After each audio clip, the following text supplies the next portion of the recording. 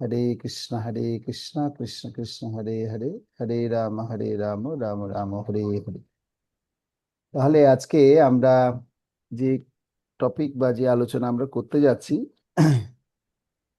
তো এই টপিকগুলোর নাম হচ্ছে এমএমসি। এমএমসি মানে হচ্ছে মন্ত্র মেডিটেশন সার্কেল। মানে কি, আমরা এরকম খুব গুরুত্বপূর্ণ কিছু টপিক শুনবো যেগুলো আমাদের জীবনের জন্য খুবই দরকার। বিশেষ করে আমরা যারা ভগবত ভক্তি অনুশীলন করছি, পারমার্থিক জীবনের জন্য খুবই দরকার।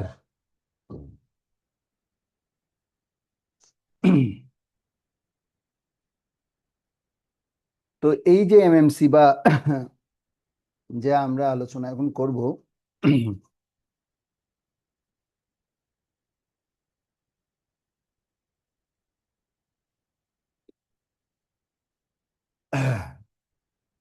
এর নির্দিষ্ট একটা টপিক থাকবে।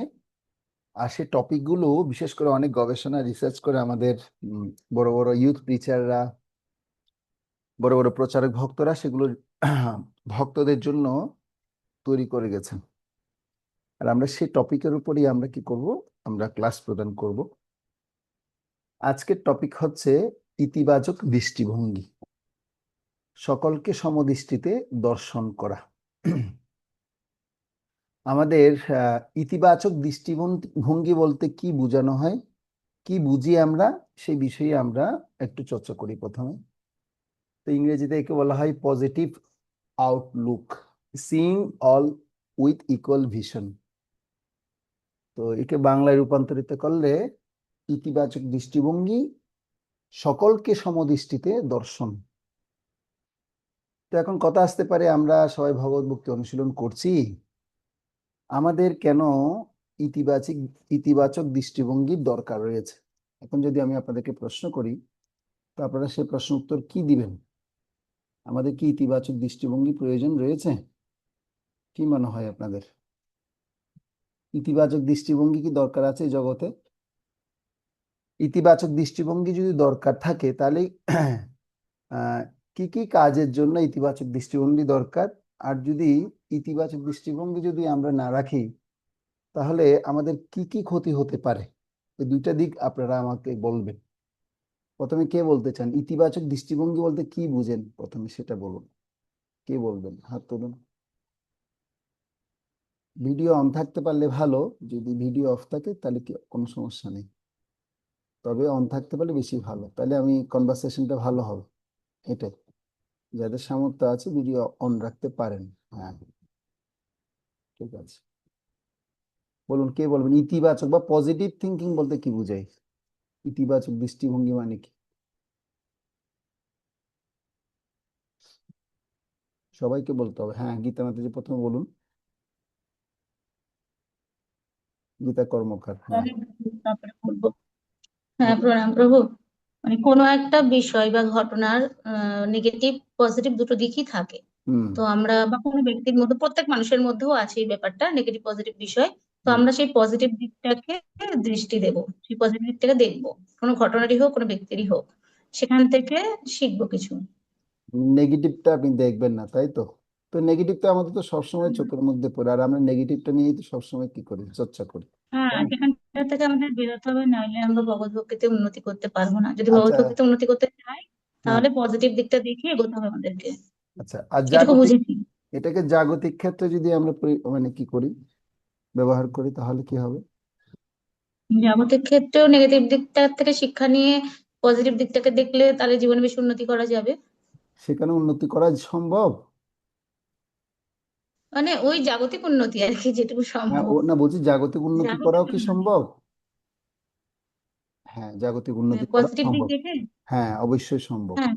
তো এখন হ্যাঁ, তাহলে আমরা সম্ভব। বুঝতে পারছি যে যদি কেউ ইতিবাচক দৃষ্টিভঙ্গি যদি কেউ আহ নিয়ে যদি কেউ মানে নিজের জীবনে যদি প্রয়োগ করতে থাকে, তাহলে সে জাগতিক ভাবেও যেরকম সফল হবে, আর পারমার্থিক ভাবে তার কথাই নেই।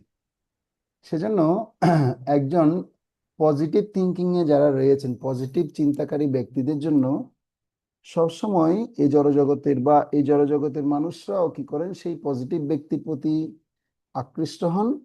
আর পারমার্থিক ব্যক্তির পারমার্থিক চর্চাকারী অনুশীলনকারী ভক্তকেও কি করা হয়, সে ব্যক্তির প্রতি আকর্ষিত হন।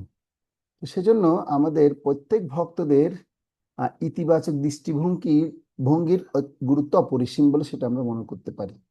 বা আমি যদি সেই ইতিবাচক দৃষ্টিভঙ্গি যদি না রাখি, তাহলে আমার কি কি ক্ষতি হতে পারে? ক্ষতি কি কি হতে পারে কে বলতে পারেন? হাত তুলুন। ক্ষতি, নেগেটিভিটি যদি থাকে তাহলে কি কি ক্ষতি হতে পারে? কয়েকটা উপমা দ্বারা আপনারা বলতে পারেন। বলাকা বলতে পারবে? নেগেটিভ যদি কি থাকে, থিঙ্কিং থাকে কোন একটা বিষয়ের প্রতি, কোন একটা বস্তুর প্রতি, কোন একটা ব্যক্তির প্রতি, তাহলে কি কি আমাদের ক্ষতি হতে পারে?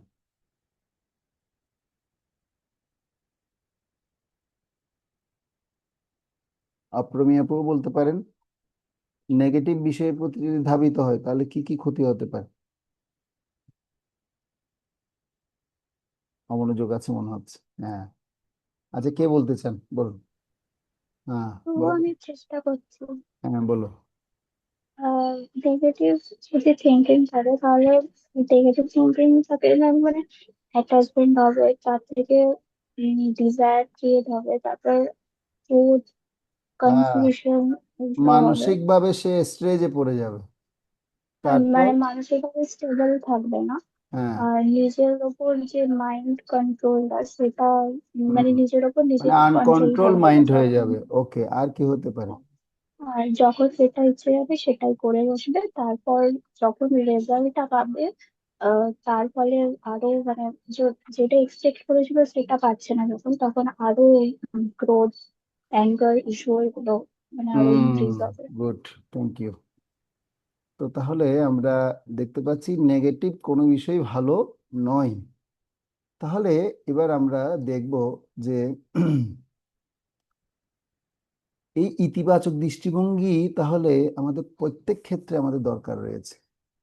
এই জন্য ভগবদ গীতায় ভগবান জানাচ্ছেন প্রত্যেকের প্রতি আমাদের এই ধরনের দৃষ্টিভঙ্গি দরকার রয়েছে। প্রত্যেক কিছুর প্রতি আমাদের এরকম সমদৃষ্টি সমভাব দেখাতে হবে। এই জন্য ভগবদ গীতায় ভগবান আমাদেরকে শেখাচ্ছেন, বিদ্যা বিনয় সম্পন্নে ব্রাহ্মণে গভীহস্তিনী শুনি চৈব সপাকেচ পণ্ডিতা সম দর্শিন। জ্ঞানবান পণ্ডিতরা বিদ্যা বিনয় সম্পন্ন ব্রাহ্মণ, গাবি, হস্তি, কুকুর ও চণ্ডাল সকলের প্রতি সমদর্শী হন। এটা হচ্ছে ভগবদ গীতার শিক্ষা। তো আপনারা পঞ্চম অধ্যায়ের 18 নম্বর শ্লোকে এই শিক্ষাটা পাবেন। এই শ্লোকটা কার কার মুখস্থ আছে আপনারা রেজ হ্যান্ড করুন তো দেখি, আমি একটু দেখতে চাই কার কার আছে। আপনারা এখানে হাত তুলুন। পঞ্চম অধ্যায় 18 নম্বর শ্লোক। আর আপনাদের কাছে ভগবদ গীতা যদি পঞ্চম অধ্যায় থেকে থাকে, ভগবদ গীতা হাতে থেকে থাকে, তাহলে আপনারা পঞ্চম অধ্যায় খুলুন। পঞ্চম অধ্যায় খুলে 18 নম্বর শ্লোকের তাৎপর্যটা আমরা একটু পড়বো।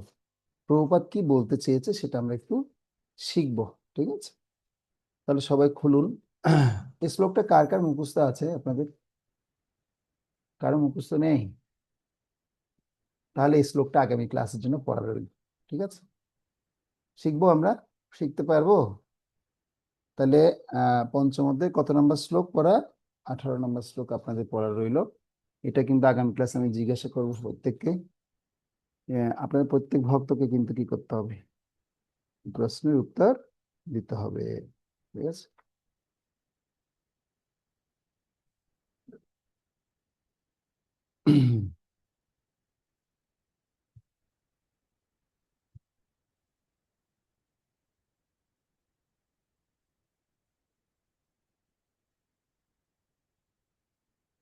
আচ্ছা, তো এই যে পঞ্চম অধ্যায় 18 নম্বর শ্লোকের কি তাৎপর্যে কি বলা হচ্ছে, একটু তাহলে তাৎপর্যটা আমরা শুনি।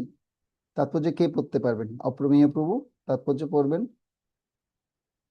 পঞ্চম অধ্যায় 18 নম্বর শ্লোকের তাৎপর্য পড়ুন, সাউন্ড অন করে পড়ুন। গীতা হাতে নিয়েছেন? কৃষ্ণ ভক্ত কখনোই জাতি অথবা কুলের মধ্যে পার্থক্য বিচার করেন না। হুম। সমাজ ব্যবস্থার পরিপ্রেক্ষিতে একজন ব্রাহ্মণ একজন চাণ্ডাল থেকে আলাদা হতে পারে, অথবা একটি কুকুর, একটি গরু, একটি হাতি জাতিগতভাবে ভিন্ন হতে পারে।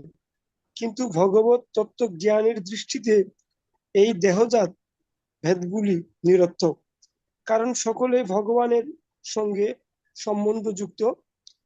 তিনি দেখেন সমস্ত জীবের অন্তরে ভগবান শ্রীকৃষ্ণ তার আংশিক প্রকাশ পরমাত্ম রূপে বিরাজ করেছেন। পরতত্ত্বের এই উপলব্ধি হচ্ছে প্রকৃত জ্ঞান। জাতি বর্ণ নির্বিশেষে ভগবান সকলকে সমানভাবে কৃপা করেন, কারণ তিনি প্রতিটি জীবকে তার সখা বলে মনে করেন এবং জীবের অবস্থা নির্বিশেষে পরমাত্ম রূপে সর্বদাই তার সঙ্গে বিরাজ করেন। চাণ্ডাল এবং ব্রাহ্মণের দেহ ভিন্ন হলেও ভগবান তাদের উভয়ের সঙ্গে পরমাত্ম রূপে বিরাজমান। জড়া প্রকৃতির ভিন্ন ভিন্ন গুণের প্রভাবে জড় দেহের সৃষ্টি হয়, কিন্তু দেহ মধ্যস্থ জীবাত্মা ও পরমাত্মা একই চিন্ময় গুণ সম্পন্ন। গুণগতভাবে এক হলেও জীবাত্মা এবং পরমাত্মার আয়তন ভিন্ন, কারণ জীবাত্মা কেবল একটি দেহ থাকতে পারে, কারণ জীবাত্মা কেবল একটি দেহে থাকতে পারে, কিন্তু পরমাত্মা প্রত্যেক দেহে বিরাজ করে। কৃষ্ণ ভাবনায় ভাবিত কৃষ্ণ ভক্ত এই তত্ত্ব সম্পূর্ণভাবে অবগত, তাই তিনি প্রকৃত জ্ঞানী এবং সমদৃষ্টি সম্পন্ন। জীবাত্মা ও পরমাত্মার সাদৃশ্য হচ্ছে যে উভয়ই সচ্চিদানন্দময় এবং আর তাদের ভূসাদৃশ্য হচ্ছে যে জীবাত্মা অনুচৈতন্য আর পরমাত্মা সর্বদেহে বিরাজমান জীব চৈতন্য।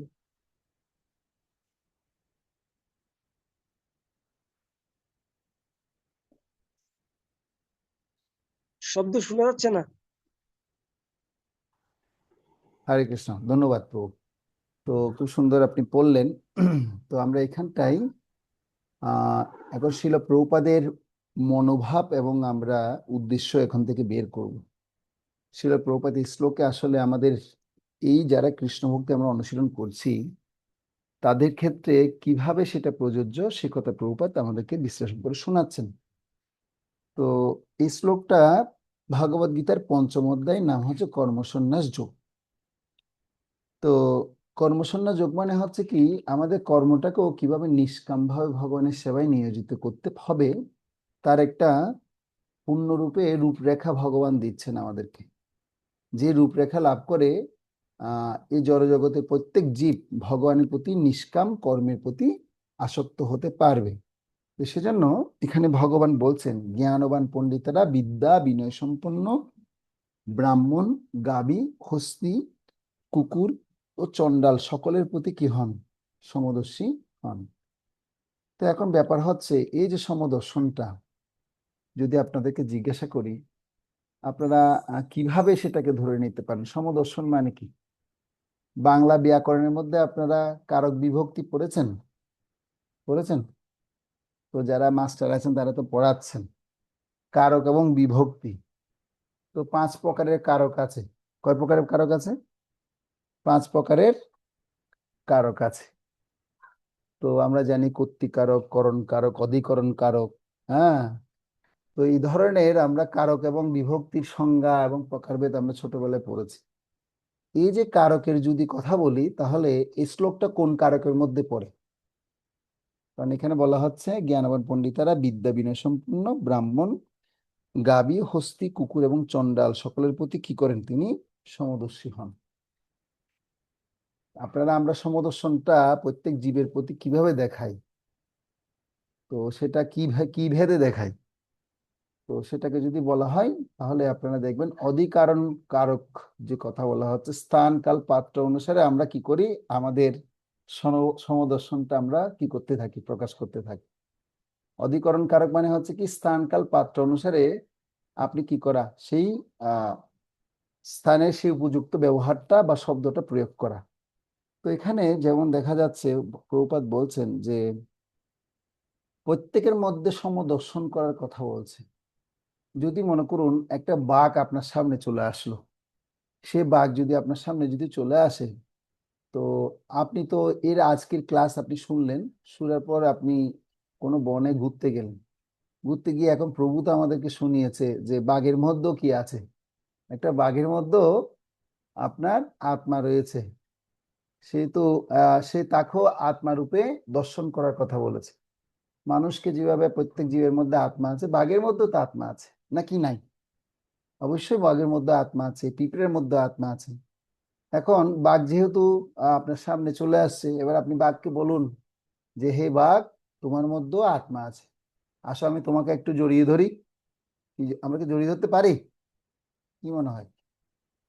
তাহলে আর সমদর্শন হলো কোথায়? তাহলে আর সমভাব দেখালেন কোথায়? একটা সর্প আপনার সামনে হুসফুস করে চলে আসলো, আসার পর বলছে এই সাপ, তোমার মধ্যেও পরমাত্মা আছে। তো ভগবান ভগবদ গীতার পঞ্চম অধ্যায় 18 নম্বর শ্লোকে বলে দিয়েছে প্রত্যেকের প্রতি সমদর্শন দেখান। সেজন্য তোমাকেও আমি কি করছি, সমদর্শী ভাবে তোমাকে ডাকছি, তুমি আসো, তোমাকে এক বাটি দুধ দিচ্ছি, তুমি সেটা খাও। তাহলে সাপকে কি সেভাবে আচরণ করা যাবে? কেন যাবে না? তাহলে তার ভগবানের কথার সাথে আর কোনো মিলই রইল না। ব্যাপারটা তাহলে কি হলো? ঘটনাটা তাহলে কি হলো? আসলে ব্যাপারটা হচ্ছে যে ওই অধিকারণ কারক ব্যবহার করতে হবে, যে আপনাকে স্থান কাল পাত্র অনুসারে, আপনাকে বিচার বিবেচনা অনুসারে আপনার সমদর্শনটা দেখাতে হবে। তো আপনি যত বড় পণ্ডিত এবং বিদ্বান ব্যক্তি হন না কেন, আপনার সমদর্শনটা কিভাবে দেখাতে হবে? স্থান কাল পাত্র অনুসারে আপনাকে বিচার বিবেচনা করতে হবে। বুঝা যাচ্ছে? তো প্রভুপাদ বলছেন তিনি চেয়েছেন কৃষ্ণ ভক্ত কখনোই জাতি বা কুলের মধ্যে পার্থক্য বা বিচার করেন না। অনেক সময় আমরা আমাদের কৃষ্ণ ভাবনাটিতে দেখতে পাই, যারা বিশেষ করে গৃহস্থ ভক্তদের ক্ষেত্রে হয়, যে আরে ইনি ভক্ত হয়ে গেছেন, কেউ শীল পরিবার থেকে ভক্ত হয়েছে, কেউ নাথ পরিবার থেকে ভক্ত হয়েছে, কেউ দাস পরিবার থেকে ভক্ত হয়েছে, কেউ চৌধুরী পরিবার থেকে ভক্ত হয়েছে। এখন চৌধুরী পরিবারের একটা ছেলের সাথে শীল পরিবারের একটা মেয়ের বিবাহ হবে, কিভাবে? কৃষ্ণ ভক্তদের মধ্যে বিবাহ হবে। তো এখন চৌধুরী পরিবারের শাশুড়ি মা বলছে না, আমরা কৃষ্ণ ভক্ত হলো, আমরা হচ্ছে চৌধুরী পরিবারের মেয়ে। কিন্তু এখানে প্রভুপাদ বলছেন যে কৃষ্ণ ভক্ত কখনোই জাতি অথবা কুলের মধ্যে পার্থক্য বিচার করেন না। তাহলে কি আমার সে দর্শনটা ঠিক আছে? যেভাবে বিচার বিবেচনা করছে, ঠিক আছে কি নেই? কি মনে হয় আপনাদের, ঠিক আছে কি নেই? তো ব্যাপার ঠিক, হচ্ছে, ঠিক আছে? ভুল আছে এটা। ভুল আছে? তাহলে কি ঠিকটা কি হবে? একই রকম চৌধুরী আর ওই শীল পরিবার দুজনকে, আমরা সবাই কৃষ্ণ ভক্ত, কেউ চৌধুরী শীল এই ব্যাপারটা মাথায় থাকবে না। তো যদি মাথায় রাখি তাহলে, ভগবানের ভক্ত ভগবানের যদি মাথায় রাখি তাহলে কি কি দশা হবে? মাথায় রাখলে ভেদাভেদ আসবে, তাহলে আমরা তাহলে আমরা কৃষ্ণ ভক্তি করতে কিছুই পারিনি বা পারছি না, হ্যাঁ, মানে আমরা তাহলে কৃষ্ণ ভক্তির মানে কোনো ভগবানের কোনো কথা মানতে পারছি না। হ্যাঁ, কৃষ্ণ ভক্তির অনুশীলনের মানে কি বিন্দু মাত্র আমরা কি করতে পারি, নিজের জীবনে প্রয়োগ করতে পারিনি। তো সেজন্য শ্রী চৈতন্য পারিনি। মহাপ্রভু তিনি বলছেন, তিনি চৈতন্য চরিতামৃতে সনাতন গোস্বামীকে শিক্ষা দিয়ে বলছেন, সনাতন শুনো শুনো, মুচি থেকে সূচি হয় যদি কৃষ্ণ ভজে, সূচি থেকে মুচি হয় যদি কৃষ্ণ তেজে। তো আজকে আমি একটা গ্রুপে একজন একটা ব্যক্তি ছবি পাঠালো, সে ছবির মধ্যে একজন মুচি ব্যক্তি, সে কি করছে, সে বসে হরে কৃষ্ণ মহামন্ত্র জপ করছে। তো আমি আরেকটা ভক্ত দেখাচ্ছি, ও দেখুন একটা স্পেশাল ছবি, বলছে হ্যাঁ উনি তো মুচি কিন্তু হরে কৃষ্ণ মহামন্ত্র জপ করছে। উনি আবার হাত জোর করে কি করলো, প্রণাম করলো। তো ব্যাপারটা কি হলো, সে মুচি ব্যক্তিও যদি এ হরিনাম করে তাহলে তিনি কি সম্পন্ন, সূচি সম্পন্ন বা ব্রাহ্মণ সম্পন্ন। আর কোনো ব্রাহ্মণও যদি, সে যদি এই ভগবানের দিব্য নাম জপ কীর্তন না করে, মন্ত্র অধ্যয়ন না করে, তাহলে সে কি ব্রাহ্মণ বলে পরিগণিত হবেন? হবেন না। তিনি কি কি সমতুল্য? তিনি মুচি সমতুল্য। বুঝা যাচ্ছে? তো প্রভুপাদ চেয়েছেন এখানে সেটাই, কৃষ্ণভক্ত কখনোই জাতি বা কুলের মধ্যে পার্থক্য বিচার করেন না। সমাজ ব্যবস্থার পরিপ্রেক্ষিতে একজন ব্রাহ্মণ একজন চণ্ডালের চেয়ে আলাদা হতে পারে, অথবা একটি কুকুর, একটি গরু, একটি হাতি জাতিগতভাবে ভিন্ন হতে পারে, কিন্তু ভগবত তত্ত্ব জ্ঞানীর দৃষ্টিতে এই দেহজাত ভেদগুলি নিরর্থক, কারণ সকলেই ভগবানের সঙ্গে সম্বন্ধযুক্ত। তো আমরা হয়তো স্থানকাল পাত্র অনুসারে তাদেরকে আমি ভেদ করতে পারি, কিন্তু আমাদেরকে সর্বোচ্চ চিন্তা থাকতে হবে যে প্রত্যেকের হৃদয়ে ভগবান কি করছেন, অবস্থান করছেন। প্রত্যেকের হৃদয়ে তিনি দেখেন সমস্ত জীবের অন্তরে ভগবান শ্রীকৃষ্ণ তার আংশিক প্রকাশ অর্থাৎ পরমাত্মা রূপে কি করছেন, বিরাজ করছেন। কি রূপে বিরাজ করছেন? পরমাত্মা রূপে বিরাজ করছেন। পরতত্ত্বের এই উপলব্ধি হচ্ছে প্রকৃত জ্ঞান। পরতত্ত্বের এই উপলব্ধি হচ্ছে কি জ্ঞান? প্রকৃত জ্ঞান। কেউ যদি পরমাত্মাকে উপলব্ধি করতে চায়, প্রথমে তাকে এই জায়গায় কাজ করতে হবে, মানে কোনো প্রকার ভেদ বিভেদ তাকে, মানে কি সংযোগটা, এবং একটা হচ্ছে যোগ এবং একটা হচ্ছে বিয়োগ। তো যোগ বিয়োগটা ভালো মতো তাকে শিখতে হবে, বুঝতে হবে কোথায় সে যোগ করবে, কোথায় সে বিয়োগ করবে। এই যোগ বিয়োগের পন্থাটা যদি ভালো মতো আয়ত্ত করতে না পারবে, তাহলে সে ভগবত ভক্তিতে অত বেশি কি করতে পারবে না, এগোতে পারবে না। শিল প্রভুপাদ এমন একজন ব্যক্তি ছিলেন, যিনি সারা বিশ্বে পাশ্চাত্য দেশে গিয়ে তিনি কৃষ্ণ ভাবনামৃতিকে প্রচার করার জন্য শ্বেতবর্ণ বলুন, কৃষ্ণাঙ্গ বলুন বর্ণ বলুন, হলুদ বর্ণ বলুন, একটু ধোঁয়াশে বর্ণ বলুন, ধূসর বর্ণ বলুন, সবাইকে তিনি একত্রিত করতে পেরেছেন শুধুমাত্র একটাই পন্থা। কি পন্থা? তিনি শুধুমাত্র ভগবানের ভগবত কর্ম, শুধু অনুষ্ঠানটা তাদেরকে শিখিয়ে দিয়েছেন। আর এই শ্বেতবর্ণের সাথে কৃষ্ণাঙ্গ বর্ণের যে পূর্ববর্তী সময়ে ছিল প্রভুপাদ প্রচারের আগে, এত বেশি ঈর্ষা হিংসা এবং কি ছিল, জটিলতায় পরিপূর্ণ ছিল, যেখানে শ্বেতবর্ণকে কৃষ্ণাঙ্গরা পছন্দ করতো না, আর কৃষ্ণাঙ্গরা কি করতো না, শ্বেতবর্ণকে পছন্দ করতেন না। আর শিল প্রভুপাদ কি করেছেন? এই সমস্ত ব্যক্তিগুলো হৃদয়ের মধ্যেই কৃষ্ণ ভক্তি দিয়ে কৃষ্ণাঙ্গকে শ্বেতাঙ্গ কি করছে, আলিঙ্গন করছে। হ্যাঁ, তারপর সমস্ত কোনো বর্ণবিভেদ না দেখে সবার প্রতি তিনি কি করেছেন, সমদর্শী ভাব দেখিয়ে সবার হৃদয়কে সে সমদর্শনটা জাগ্রত করেছেন। এটা হচ্ছে কৃষ্ণ ভক্তির একটা সুফল দিক। এই যে এখানে আমরা যারা এখন মোটামুটি যারাই ক্লাস করছি, এখানে কেউ কারো কোনো কোনো সাথে কিছু কি নেই, পরিচয় নেই, কিন্তু একটা পরিচয় আছে, সবাই হচ্ছে কৃষ্ণ ভক্ত। কি পরিচয় আছে? একটাই পরিচয় আছে, সেটা হচ্ছে কৃষ্ণ ভক্ত। এখানে কে কত কোটিপতি, কে কত ধনবান, কত জ্ঞানবান, সেটা নিয়ে কোনো কি নেই, বিচার বিভেদ নেই। শুধুমাত্র একটাই পরিচয়ের জন্য আমরা সবাই এখানে সবার সাথে খুব ভালো পরিচিত। কি পরিচিত? সে পরিচয়টা হচ্ছে আমরা সকলেই কৃষ্ণ ভক্ত। এই কৃষ্ণ ভক্ত নামের পিছনে অনেকগুলো কি আছে, কার্যক্রম সংগঠিত হয়ে আছে। যে কার্যক্রমগুলো আমরা করি বিদায় আমরা প্রত্যেকেই এই কৃষ্ণ ভক্তির পরিবারে সবাই যুক্ত হয়ে আছে। শিল প্রভুপাদের আমরা 7টা উদ্দেশ্য শিখেছিলাম বিভিন্ন সময়ে। তো 7টা উদ্দেশ্যের মধ্যে একটা উদ্দেশ্য হচ্ছে রিলেশনশিপ, মানে সম্পর্ক গড়ে তোলা।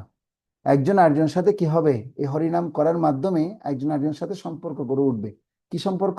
মানে শ্রী চৈতন্য মহাপ্রভুর এই সংস্থায় যে সমস্ত ভক্তরা আসবেন, সমস্ত ভক্তরা তাদের এমন ভাবে আত্মা আত্মার সাথে কি হবে, মানে কি আত্মতত্ত্ব আলোচনা হবে। সেই আলোচনার মধ্যে তারা প্রত্যেকেই সমদর্শন ভাব লাভ করবে। যেটা এখানে বলা হচ্ছে, সমস্ত জীবের অন্তরে ভগবান শ্রীকৃষ্ণ এবং আংশিক প্রকাশের পরমাত্মার বিরাজ করছেন, সেটা অনুভব করতে পারেন। এবং পরতত্ত্বের এই উপলব্ধি হচ্ছে প্রকৃত জ্ঞান। প্রকৃত জ্ঞান কি? জ্ঞান সম্পর্কে 5টা কথা বলা হচ্ছে, 5 প্রকারের জ্ঞান রয়েছে। আপনারা লিখতে পারেন, সেটা আমি আপনাদেরকে হেল্প করতে পারি। ঠিক আছে, প্রত্যেকে লিখতে পারেন, 5 প্রকারের জ্ঞান আছে।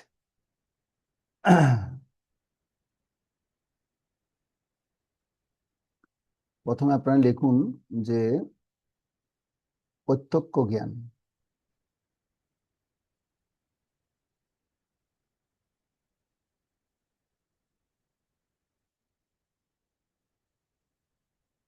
তারপর লিখুন পরোক্ষ জ্ঞান।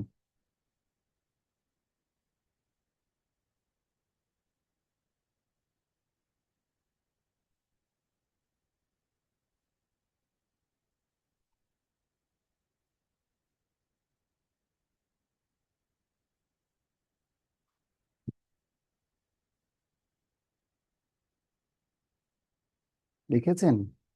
প্রত্যক্ষ জ্ঞান, পরোক্ষ জ্ঞান, তারপর লিখুন অপ্রত্যক্ষ জ্ঞান।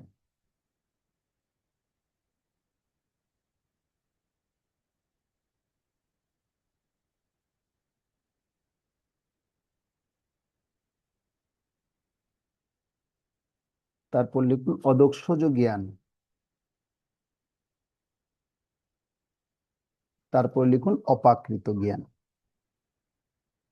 লেখা হলে আমাকে একটু বলবেন যে প্রভু লেখা হয়েছে।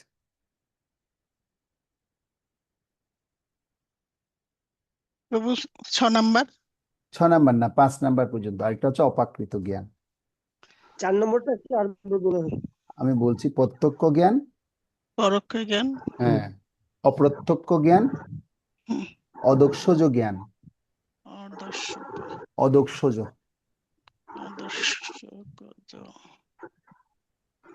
অদর্শগজ, হুম, ঠিক আছে। আদর্শ জ্ঞান, অদক্ষজ আদর্শ জ্ঞান, ঠিক আছে। আদর্শ তারপর লিখুন অপাকৃত জ্ঞান। প্রাকৃতিক হ্যাঁ, আদর্শ জ্ঞান, অদক্ষজ জ্ঞান। তারপর কি বললাম? অপাকৃত জ্ঞান। অপাকৃত, হ্যাঁ,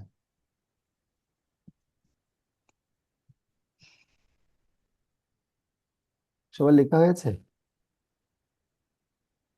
প্রত্যক্ষ পরোক্ষ অপকৃত, প্রত্যক্ষ অপ্রত্যক্ষ জ্ঞান। তো এখন আপনারা কি এই শব্দগুলো অর্থ বুঝতে পেরেছেন? প্রত্যক্ষ জ্ঞান কি, পরোক্ষ জ্ঞান কি, অদক্ষজ জ্ঞান কি, হ্যাঁ, অপাকৃত জ্ঞান কি? তো এই শব্দগুলোর অর্থটাও কিন্তু আমাদের কি করা উচিত, এটা ভালো মতো জানা উচিত। ঠিক আছে। তো আমরা প্রত্যক্ষ জ্ঞান মানে হচ্ছে কি জানি? প্রত্যক্ষ জ্ঞান মানে হচ্ছে যে জড় জগতে আমরা যা শিক্ষা লাভ করি, হম, যাকে বলা হয় জড়বিদ্যা বলা হয়। কি বলা হয়? জড়বিদ্যা।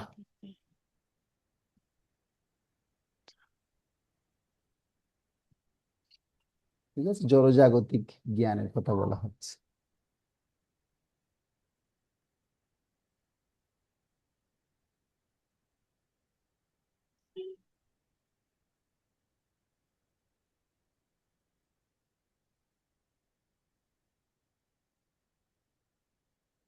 প্রত্যক্ষ জ্ঞান মানে কি? জাগতিক জ্ঞান বা জড়জাগতিক জ্ঞান। জড়জাগতিক জ্ঞান। লিখেছেন সবাই? হুম, লেখা হয়েছে? ওকে। এবার এর পরের পয়েন্ট হচ্ছে, পরোক্ষ, দেখুন ওই পরোক্ষ জ্ঞান কি, লিখুন।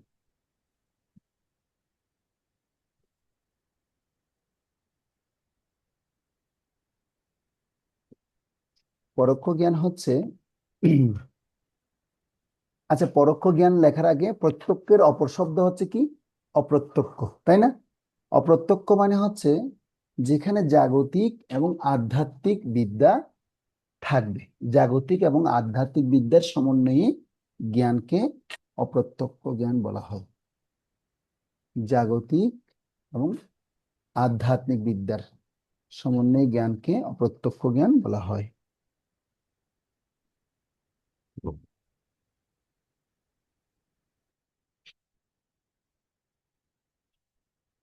এরপর এরপর লিখবেন আপনারা পরোক্ষ জ্ঞান। পরোক্ষ জ্ঞান মানে হচ্ছে, লিখেছেন, জাগতিক এবং আধ্যাত্মিক বিদ্যার সমন্বয়ে যে জ্ঞান, সেকে কি বলা হয়? এটাকে অপ্রত্যক্ষ জ্ঞান বলা হয়। এবার লিখুন পরোক্ষ জ্ঞান। পরোক্ষ জ্ঞান মানে হচ্ছে কি? পরোক্ষ জ্ঞান মানে হচ্ছে যে জ্ঞানের মাধ্যমে আত্ম উপলব্ধি স্তরে পৌঁছানো যায়। যে জ্ঞানের মাধ্যমে আত্ম উপলব্ধির স্তরে পৌঁছানো যায়।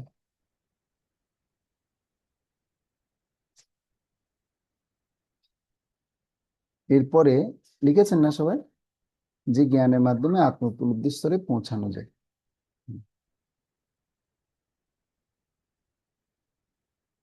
তারপর হচ্ছে অদক্ষজ জ্ঞান। আচ্ছা, যদি পরোক্ষ জ্ঞান যদি আত্ম উপলব্ধি স্তরে পৌঁছাবে, তাহলে অদক্ষ জ্ঞান কি আর একটু কমবে না একটু ভালো উপলব্ধি হবে? আর একটু ভালো উপলব্ধি হবে। তো ভালো উপলব্ধিটা মানে কি?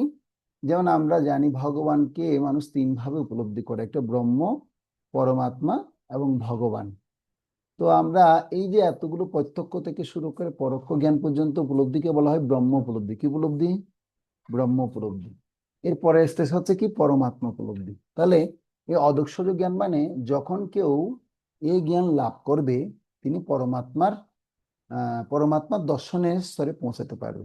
দেখুন, যখন কেউ অদেক্ষজ জ্ঞান লাভ করবে বা এই জ্ঞান লিখতে পারে, যখন কেউ এই জ্ঞান লাভ করবে তখন তিনি পরমাত্মাকে দর্শন করার যোগ্যতা অর্জন করবে।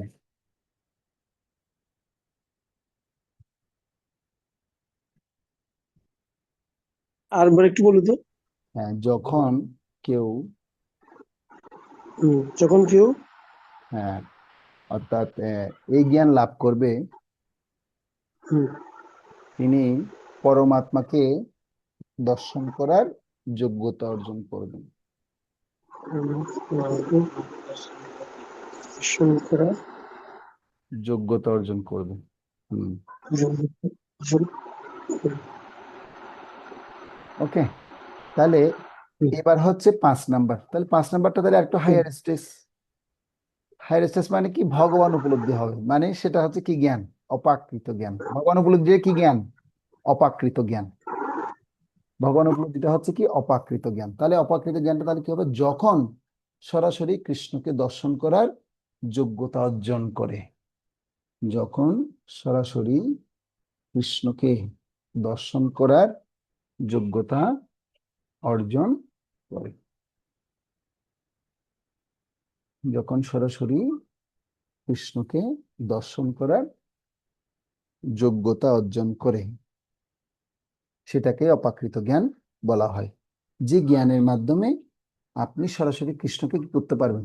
দর্শন করতে পারবেন। তাহলে আমরা জ্ঞানের কথা বুঝতে গিয়ে আমরা 5 প্রকার জ্ঞানের কথা শুনলাম। এবার আমি আপনাদের কাছে প্রশ্ন করছি, এই যে 5 প্রকার জ্ঞানের কথা যে বললাম, শোনালাম, কে কোন স্তরে, কোন জ্ঞান স্তরে আছেন দেখি এবার বলুন। এবার আপনারা নিজেদেরকে একটু পরিমাপ করে নিন, কে কোন জায়গায় পড়ে আছেন, বসে আছেন। করেন করেন করেন, একটু রোড ম্যাপ দেওয়া হলো আপনাদেরকে, কে কোন জায়গায় আছেন এবার একটু মেপে নিন। মাপটা ঠিকঠাক করে করবেন, হ্যাঁ,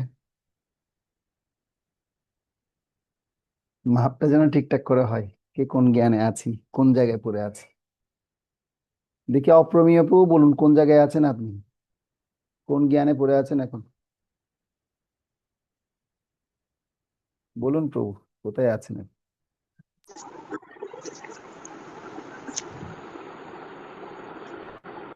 বলুন বলুন, তাড়াতাড়ি বলুন। আরে অনেক ক্লাস, আরো আজকে আলোচনা আছে।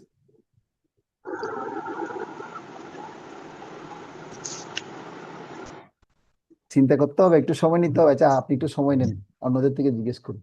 কে বলবেন দেখি? গীতা মাতাজি বলুন, গীতা কর্মকার। আপনি পড়াশোনা করেন মানুষ, দেখি বলুন কোথায় আছেন এখন? কোন জ্ঞানে পড়ে আছেন দেখি। কি বলে কিছু? আমি ওই অপ্রত্যক্ষ জ্ঞান আছে না প্রভু, হ্যাঁ, ওই জাগতিক ভিত্তিক সমন্বয় জ্ঞানকে অপ্রত্যক্ষ জ্ঞান বলে ওইটুকুনি হয়েছে মনে হয়। তাও মনে হয়, আমি জানি না। তাহলে তো প্রত্যক্ষ জ্ঞান অর্জন করেছে, মানে আপনি ব্রহ্ম জ্ঞান লাভ করে ফেলেছেন। হ্যাঁ, অপ্রত্যক্ষ জ্ঞান বললাম। অপ্রত্যক্ষ, অপ্রত্যক্ষ মানে আপনি জাগতিক মানে এবং আধ্যাত্মিক দুটাকেই কি করছেন? অনুশীলন করছেন, তাই তো? হ্যাঁ হ্যাঁ, হ্যাঁ, হ্যাঁ, আচ্ছা আচ্ছা। তাহলে অপ্রত্যক্ষ কি আসলে সত্যি এখন হচ্ছে চর্চা?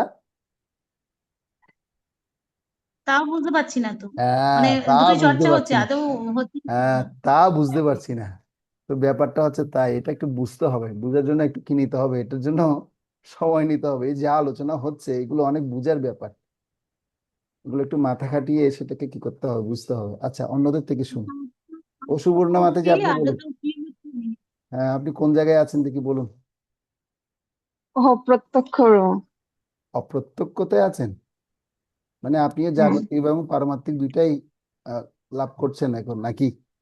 হ্যাঁ, জাগতিক জ্ঞানটা প্রভু না ছাড়তে পারছি, আধ্যাত্মিক জ্ঞান যা গ্রহণ করছি তার ভেতরে আছে, মানে দুইটার সমন্বয়ে, মানে দুটোটা মিক্সচার চলছে লাইফে। তো মিক্সার চললে দুটো তো তাহলে জ্ঞানের আপনি, যে তাহলে তো আপনি এটা ওই জ্ঞানে নেই। মিক্সার চললে তো হবে না। এটা বলছে জাগতিক এবং পারমাত্মিক দুইটা জ্ঞানটাই লাভ করেছেন, সে তাহলে কোন স্তরে গেছে? সে অপ্রকৃত জ্ঞান, অপ্রত্যক্ষ জ্ঞানে গেছে। জড়জাগতিক জ্ঞানটা তো প্রভু মানে গ্রহণ করেছি লাইফে, করে এখন তো প্রভু জড়জাগতিক, তো তো প্রভু এখন সবকিছু ব্যাপারটা মানে হচ্ছে, ওই জ্ঞানটাকে শুনুন একদম শুনুন, বাতিল দিয়ে মানে বাদ দিয়ে, হ্যাঁ। না না বলছি যে জড়জাগতিক জ্ঞান গ্রহণ করেছেন, কিন্তু কি এখনো কি জড়জাগতিক জ্ঞানের মধ্যেই আছে কিনা? জড়জাগতিক জ্ঞানের মধ্যে থাকা মানে কি প্রভু, সেটা বুঝতে পারছি না। থাকা মানে হচ্ছে কি আমি সবসময় জড় আসক্তিতে কি করা, থাকা। জড় আসক্তি তো প্রভু এত এত শুদ্ধ লেভেলে প্রভু যেতে হ্যাঁ, পারিনি এই যে এখনো, এই যে আসল যে কথায় জড় আছে, আসক্তিটা এইটাই হচ্ছে, ছেড়ে দিয়ে হ্যাঁ এটা হচ্ছে প্রভু মুখ্য ছেড়ে দেওয়ার বিষয়। মতো পর্যায়ে যায়নি। হ্যাঁ, সেজন্য এই বিষয়গুলোকে প্র্যাকটিক্যালি বুঝতে হবে আমাদের। তো এটাকে যখন আমরা পুঙ্খানুপুঙ্খভাবে এটা এইভাবে বিশ্লেষণ করব, তখন আমাদের চরিত্রকে আমরা জানতে পারব। কারণ নিজের চরিত্রকে জানাটা সবচেয়ে খুব দরকার। তখন আমরা এই যে স্তরগুলো ধাপে ধাপে আমরা একটার পর একটা স্টেজ বাই স্টেজ আমরা কি করতে পারবো, পার হতে পারবো। তাহলে এখন বোঝা যাচ্ছে আসলে প্রত্যক্ষ জ্ঞানের মধ্যেই কম কম বেশি সবাই আমরা পড়ে আছি প্রত্যক্ষ জ্ঞানে। ধায়ংস্তু বিষয়ং পুংস সঙ্গস্তে সুপজায়তে সংজ্ঞা সংজায়তে কামত কামত ক্রোধ অভিজায়তে ক্রোধোদ ভবতি সম্মোহ সম্মোহ স্মৃতি বিভ্রম স্মৃতি বংশাৎ বুদ্ধিনাশ বুদ্ধিনাশাৎ প্রণশ্যতি। তো আমরা প্রত্যেকেই কম বেশি এই জাগতিক জীবনে কি করছি, সবাই পড়ে আছে। হয়তো আধ্যাত্মিক অনুশীলন সবে শুরু হয়েছে, শুরু হলো, আমাদের প্রাধান্যটা সবচেয়ে বেশি কোথায়? ওই জাগতিক কর্মব্যস্ততার মধ্যেই প্রাধান্যটা আমাদের বেশি রয়ে গেছে। তো এই জন্য এই জায়গা থেকে কেউ যখন বের হয়ে যখন অপ্রত্যক্ষতে আসবে, অপ্রত্যক্ষ থেকে তখন সে কি করতে পারবে? এই যে 3 নাম্বারের কথা বলা হচ্ছে, 3 নাম্বার কি জ্ঞানের কথা শুনিয়েছি আপনাদেরকে, যে 3 নাম্বারে আমরা দেখতে পাচ্ছি যে পরোক্ষ জ্ঞানে সে যেতে পারবে। পরোক্ষ জ্ঞান মানে হচ্ছে যে জ্ঞান আত্ম উপলব্ধির স্তরে পৌঁছিয়ে দেবে। তো এখন আমরা তো অনেক জ্ঞানের কথা শুনছি, শুনছি আর শুনছি, আমরা কি এখন সে আত্ম উপলব্ধির কথা নিয়ে আলোচনা করছি? সে আত্ম উপলব্ধি কি ব্যাপারটা কি, সেটা কি বোঝার চেষ্টা করছি বা বুঝতে পারছি? যদি বুঝতে না পারি, তার মানে এই অদক্ষজ জ্ঞানে আসতে গেলে আমার যা যা করা দরকার, এই পরিশ্রমটা আমাকে করতে হবে। এই অবদক্ষজ জ্ঞান যখন আমার নির্মাণ হয়ে যাবে, এর পরবর্তী ধাপটা হচ্ছে অপাকৃত জ্ঞান। যে জ্ঞান যখন কেউ লাভ করবে, তখন তখন তিনি কি করবেন? সরাসরি কাকে দেখবেন? কৃষ্ণকে দেখতে পাবেন। জীবনও সফল যার কৃষ্ণ দর্শন তার, সে ভাগ্য হয়েছে একবার। এই যে মনুষ্য জীবনটা পেয়েছি, এই মনুষ্য জীবনটাকে কি করতে বলছে? সাকসেস বা সফল করতে বলছে। আর সেই সাকসেস বা সফলতা আসবে কি, সেটা কখন আসবে? জীবনে শুধু একবারই আসবে সেটা, এটা বারবার হবে না। সেটা কি? একবারই হবে, একবারই কৃষ্ণ দর্শন আমাকে দিবে কৃষ্ণ, কৃষ্ণ আমার সাথে কথা বলবে। সেই সময়টা কবে হবে বলো? সেদিনও আমার, তাই না? গীতা মাতাজি বলুন, কি প্রশ্ন বলুন। হ্যাঁ প্রভু, বলছি যে আপনি 3 নম্বরটা পরোক্ষ জ্ঞান বলছেন না, পরোক্ষ। হুম, হুম। আমরা কিন্তু 2 নম্বরে পরোক্ষ জ্ঞান লিখেছি, 2 নাম্বারটাকে, মাঝখানে হ্যাঁ 2 নাম্বারটাকে একটু চেঞ্জ করে দিন আপনারা। এটা প্রত্যক্ষ জ্ঞান আর প্রত্যক্ষের পরোক্ষ বিপরীত হচ্ছে জ্ঞানের অপ্রত্যক্ষ। মাঝখানে। হ্যাঁ, হ্যাঁ প্র- প্রত্যক্ষ জ্ঞানে বিপরীত শব্দ হচ্ছে অপ্রত্যক্ষ। তো আমার একটু বলতে মিসিং হয়ে গেছে একটু, সেজন্য সরি। তো প্রত্যক্ষের পরে আপনারা অপ্রত্যক্ষ লিখবেন, তারপর লিখবেন হচ্ছে লিখবো। পরোক্ষ। হ্যাঁ, তারপর 3 নাম্বারে লিখবো লিখবেন পরোক্ষ। পরোক্ষ, 4 নাম্বারে লিখবেন অদক্ষজ, এবং 5 নাম্বার হচ্ছে কি? অপাকৃত। হ্যাঁ, ঠিক আছে। ঠিক আছে। জীবন সফল যার কৃষ্ণ দর্শন তার, সেই ভাগ্য হয়েছে একবার। এই জন্য এই প্রভুপাদ এই কথাটা এখানে তুলে ধরলেন, কি বললেন? পরতত্ত্বের এই উপলব্ধি হচ্ছে প্রকৃত জ্ঞান। তাহলে প্রকৃত জ্ঞান কখন আমার লাভ হবে? যখন আমি পরমাত্মাকে কি হবে? দর্শন আমার হবে, তখনই প্রকৃত জ্ঞান লাভ হবে। জাতি বর্ণ নির্বিশেষে ভগবান সকলকেই সমানভাবে কৃপা করেন, কারণ তিনি প্রতিটি জীবকেই তার সখা বলে মনে করেন, এবং জীবের অবস্থা নির্বিশেষে পরমাত্মা রূপে সর্বদাই তার সঙ্গে বিরাজ করেন। চণ্ডাল এবং ব্রাহ্মণের দেহ ভিন্ন হলেও ভগবান তাদের উভয়েরই সঙ্গে পরমাত্মা রূপে বিরাজমান। জড় জড়া প্রকৃতির ভিন্ন ভিন্ন গুণের প্রভাবে জড় দেহ সৃষ্টি হয়। আমাদের দেহটা কিভাবে সৃষ্টি হয়েছে? এই জড়া প্রকৃতির বিভিন্ন ভিন্ন গুণ, মানে ভিন্ন ভিন্ন গুণ বলতে কি বুঝিয়েছি আপনাদের মনে আছে কারো কিনা আমি জানি না। যেমন একটা উদাহরণ আমি আপনাদেরকে দিতে পারি। আমরা প্রাইমারি কালার বলি তিনটাকে, কি কি? লাল, নীল, হলুদ। হলুদের সাথে যদি লাল যোগ করেন তাহলে কমলা কালার হবে, তাই না? তারপর হলুদের সাথে যদি নীল যোগ করেন তাহলে সবুজ কালার হবে। তারপর যদি আপনি নীলের সাথে হলুদ যোগ করেন তাহলে সবুজ হলো। আর হলুদের সাথে যদি আপনি কি যোগ করেন তাহলে বাকি রইল কি? নীল এবং লাল যদি যোগ করেন তাহলে খয়েরি হবে। নীল এবং লাল যোগ করলে কি হবে? খয়েরি হবে। তাহলে এই তিনটা রং থেকে আরো তিনটা রং তৈরি হয়ে গেল, 6টা রং হলো। তো এই রঙের মিশ্রণটা কেমন এটা আমি ভালোই বুঝি, যেহেতু আমি একজন পেইন্টার। তো এই রঙের মিশ্রণটা হচ্ছে কেমন? এটা হচ্ছে কি, প্রথম প্রাইমারি কালারের সাথে আরো তিনটা রং যখন যুক্ত হবে তখন হবে 6টা কালারকে বলা হয় সেকেন্ডারি কালার বা যৌগিক রং। মৌলিক রঙের পর হচ্ছে কি যৌগিক রং।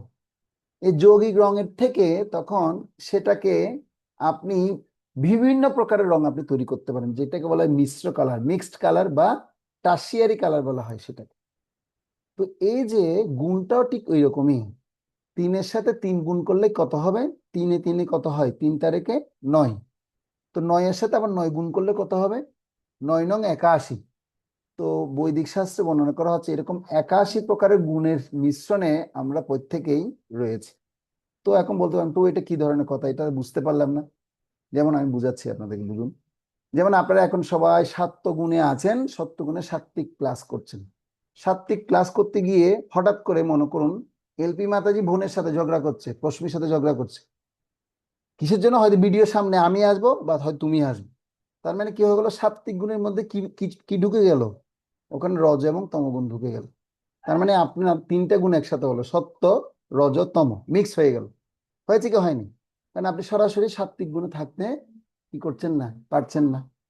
তাহলে আপনার সত্য, রজ, তম 3টা গুণ হয়ে গেল।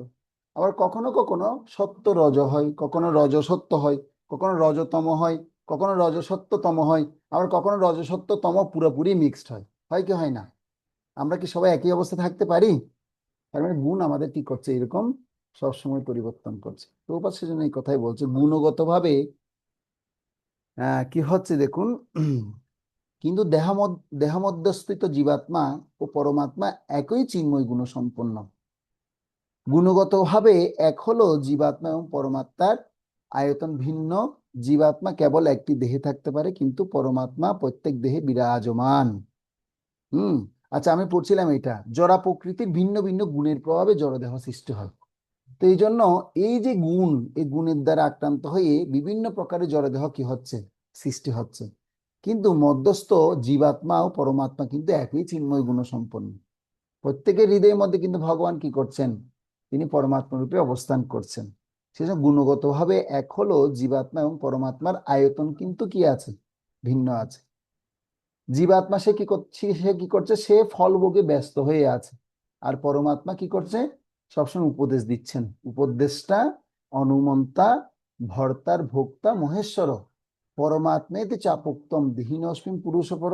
শোনো শোনো শোনো, তোমাকে আমি উপদেশ দিচ্ছি। আমি হচ্ছে কি উপদেশটা, অনুমন্তা, ভর্তার ভোক্তা এবং মহেশ্বর। তুমি আমার কথা শুনো, একটু শুনো। কিন্তু জীবাত্মা এত বেশি জড় কর্ম এবং জড় গুণের দ্বারা প্রভাবিত হয়ে গেছে, সে শুধু ভোগ করার বাসনায় তার রয়েছে। সে পরমাত্মার সিগন্যাল সে শুনছে না, পরমাত্মা অনুমোদন সে শুনছেন না। সেজন্য কিন্তু পরমাত্মা প্রত্যেক দেহে কি করছেন? বিরাজমান। কৃষ্ণ ভাবনায় ভাবিত কৃষ্ণ ভক্ত এই তত্ত্ব সম্পূর্ণভাবে অবগত। সেজন্য আমরা যারা কৃষ্ণ ভক্ত অনুশীলন করার জন্য শুরু করেছি বা আমরা অনুশীলন করছি, আমাদের প্রত্যেক ভক্তদেরকে এই ব্যাপারে কি থাকতে বলছে? সজাগ থাকতে বলছে। তাই তিনি প্রকৃত জ্ঞানী এবং সমদৃষ্টি সম্পন্ন। সেজন্য ভক্তরা যে কোনো কিছু দেখলে, এমনকি একটা পিঁপড়ে মারতো তিনি কি পায়? অনেক ভয় পায়। কারণ পিঁপড়ের মধ্যে কি আছে? পরমাত্মা আছে। পিঁপড়ের মধ্যে পরমাত্মা রয়েছে। তাহলে তিনি সবার প্রতি কি আছে? সমদৃষ্টি আছে। কিন্তু অবশ্যই সমদৃষ্টিটা কিভাবে দেখাবো বলেছিলাম?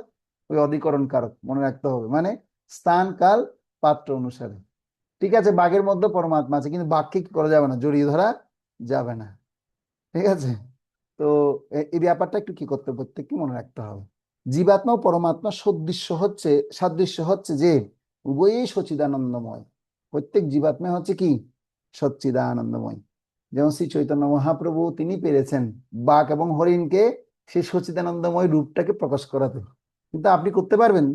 যদি মনে হয় না প্রভু মহাপ্রভু পেরেছে মানে আমরা মহাপ্রভু অনুসারী, আমাকেও সেটা কি করতে হবে, পারতে হবে। তা আমি গিয়ে মহাপ্রভুর মতো গিয়ে আমি বনের মধ্যে গিয়ে বাঘ হরিণকে একসাথে একত্রিত করব, এটা আমার দায়িত্ব, আমি করতে চাই। পারবো? সম্ভব? না গীতা রয় মাতাজি আপনি যাবেন, পারবেন কিনা বলেন? গিয়ে একটু প্রচার করে দেখুন না। আরে ওদের কথা বাদ দিন, পাশের লোককে আমি হরিনাম করাতে পারছি না, আর বনের মধ্যে কুকুর শিয়ালের কথা তো দূরে থাক। মহাপ্রভুকে দেখে সবাই হরিনাম করত, কিন্তু আমাদের দেখে তো কেউ হরিনাম করে না। কেন করে না? কারণ হচ্ছে আমাদের কি নেই, এই সমদর্শী ভাবটা নাই।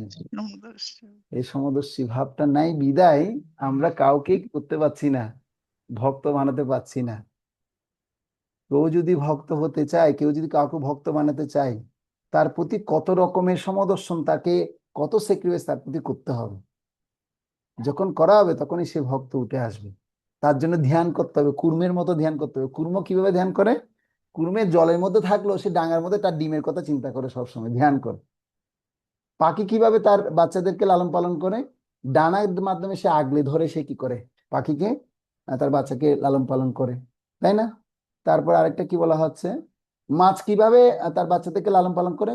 শুধুমাত্র চোখের দেখার মাধ্যমে। দর্শনের দ্বারা মৎস্য কি করে, তার সমস্ত সন্তানদেরকে সে লালন পালন করে।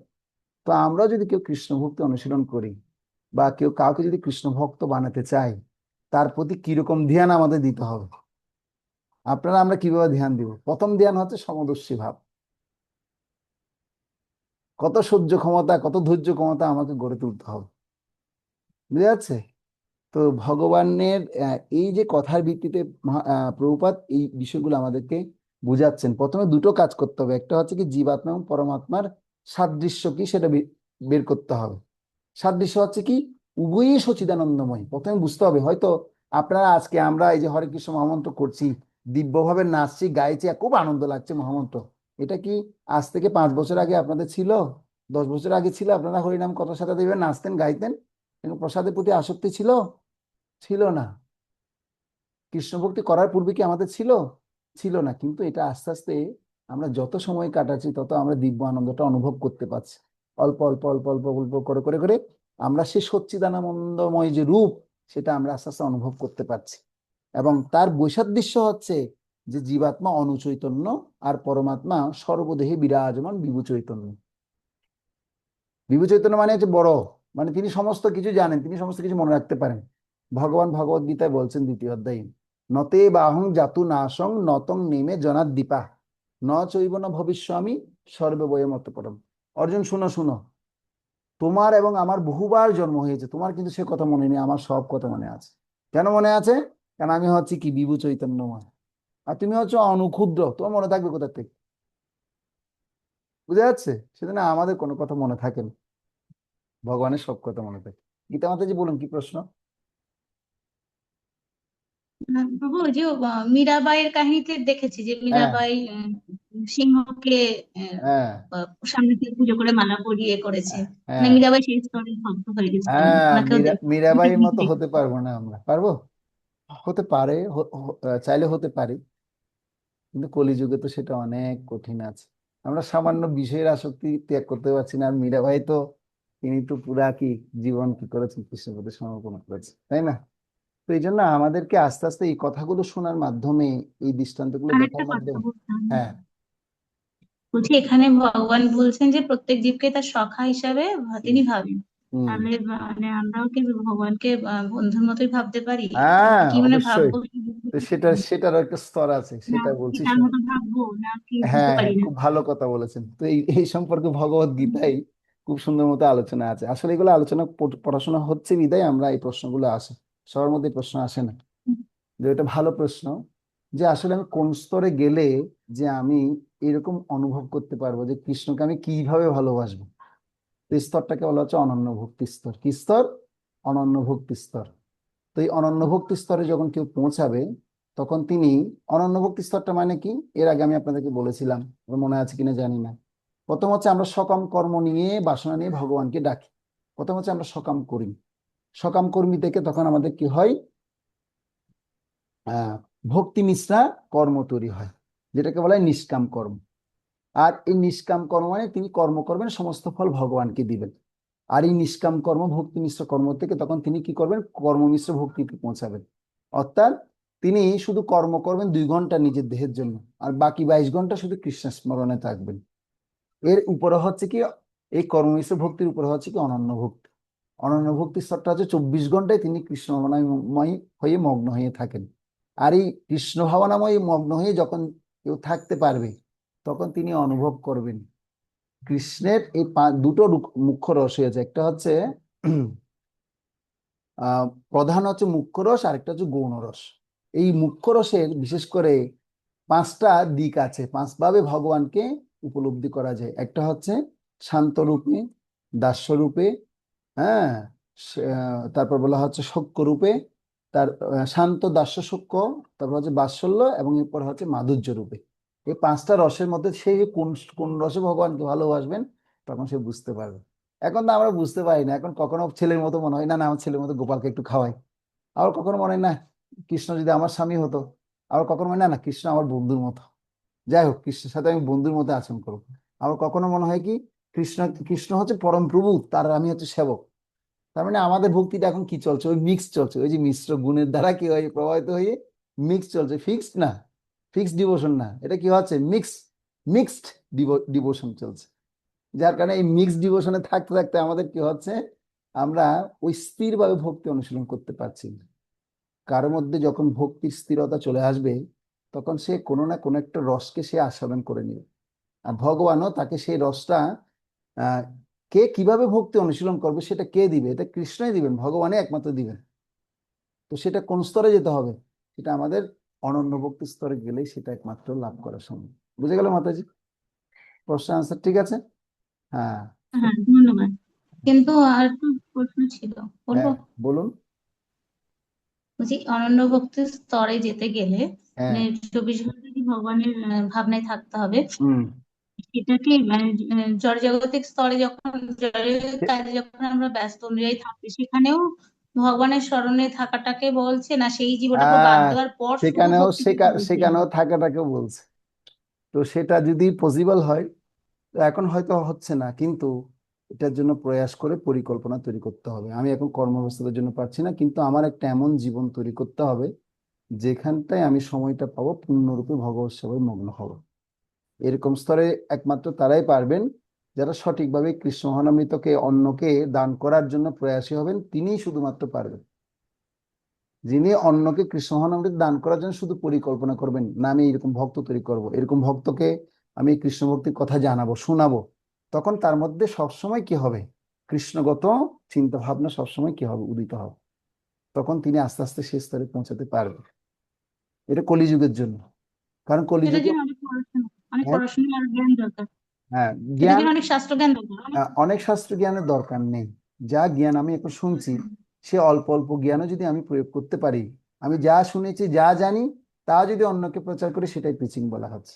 This is preaching. Preaching means not মানে টু মোর এডুকেশন, টু মোর ডিভোশনালি আপনি কি করুন অ্যাকসেপ্টেবল হবেন তাই না।